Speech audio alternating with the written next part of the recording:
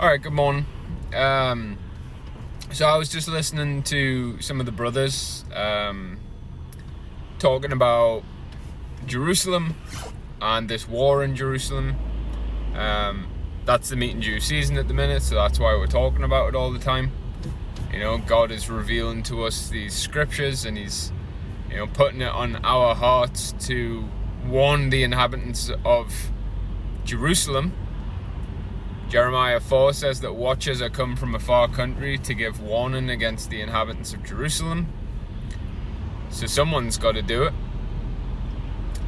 But as I'm just thinking about the situation in Jerusalem right now,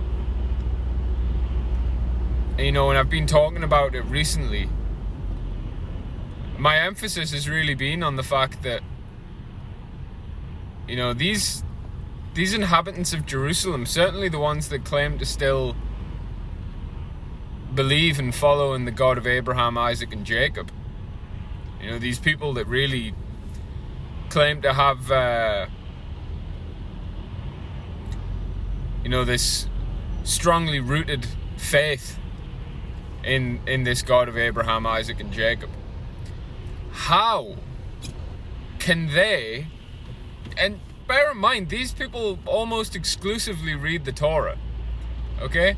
How can they look at this city where God has chosen to place His name? How can they look at it and see all of these abominations, like all throughout that land? You've got these Islamic mosques and these Catholic churches and even Christian churches with graven imagery. All of these places with graven imagery. Yeah, I mean the mosques, and I would even group in together the Catholic churches. These people are not worshipping the same God. They're not even claiming to worship the same God. So how can these people who are claiming to be law keepers, or claiming to be followers and students of the Torah, how can they look at that land and possibly think that they are pleasing God? Like what is going on? The Torah is very, very, very, very clear that if you are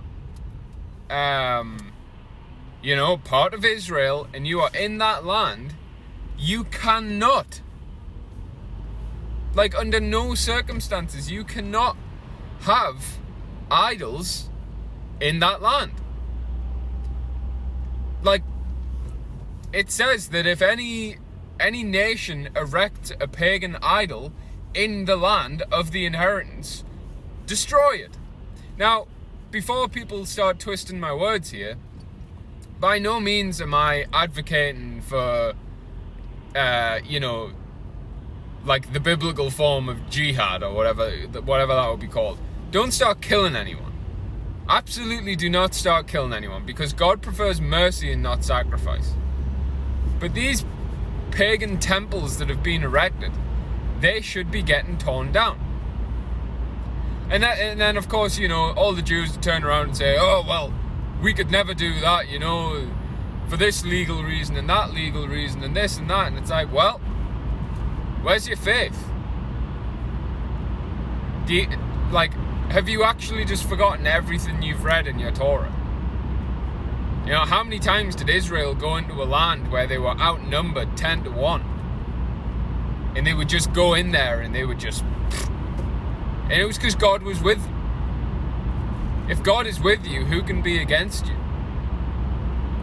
Okay, now you should be declaring with all authority that that is the land that God has given to His people. And that it is not permissible by the God of Abraham, Isaac, and Jacob for these pagan altars to be set up in His land. It's not permissible. Like me and my brothers and sisters, we're in captivity. We're the Northern Kingdom. spread to the four corners of the world. We're in captivity. We're not allowed to take down the idols because we're in the land of our captivity. We're in the land of idols, okay? But you men and women of Judea who are claiming to follow the God of Abraham, Isaac, and Jacob, you have no excuse. This is why in the unjust steward, one servant owes 50% and the other servant owes 80%. The unjust steward is the portion of Jacob, really, like, to boil it down. The unjust steward is the guy who realizes, because he's being convicted by the Spirit of grace, like, oh, we're all responsible for scattering God's goods, and God's goods are the people. So we're all responsible for scattering God's people. We've all sinned. We have all brought extra sin into the world.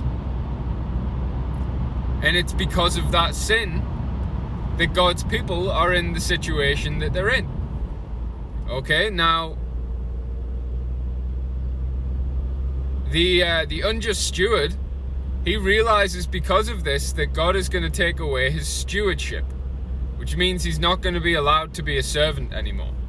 That means he's going to withdraw the Holy Spirit. Okay, now when he realizes this, he thinks, I should probably do something about this. Okay, so he goes to these other servants who are servants of the same master, servants of God as well. And he asks them, how much do you owe the Lord? And they both say 100, 100%, let's say. They both say 100%. And to one, the unjust steward says, okay, quickly write a bill for 50. And to the other one, he says, quickly write a bill for 80. Okay? Now, the servant who he tells to quickly write a bill for 50 represents the northern kingdom. The person that he says quickly write a bill for 80 represents the southern kingdom. Okay? And that's because the southern kingdom, because of their situation, they owe more in this current time to God than the northern kingdom do. And what I'm talking about there is this, cleansing the land of these idols that have been erected there. We can't do that in captivity in the northern kingdom. All we can do in the northern kingdom is obey God, keep the 10 commandments, eat clean, and once God is dwelling with us, fulfill the royal law. But the southern kingdom, they owe more because they can do more. They can cleanse the land, but they can't do 100% because 100% would include the feasts and would include, the pure language, which God is going to restore. God himself is going to restore that last 20%. Okay? But that extra 30% on the northern kingdom, the southern kingdom can do now, and they are choosing not to do it. Which is why Judah is more treacherous than her sister Israel. This is Jeremiah 45. No, that might be Jeremiah. Yeah, it's Jeremiah 3, that part. That the southern kingdom of Judah is more treacherous than the northern kingdom of Israel. Why is that?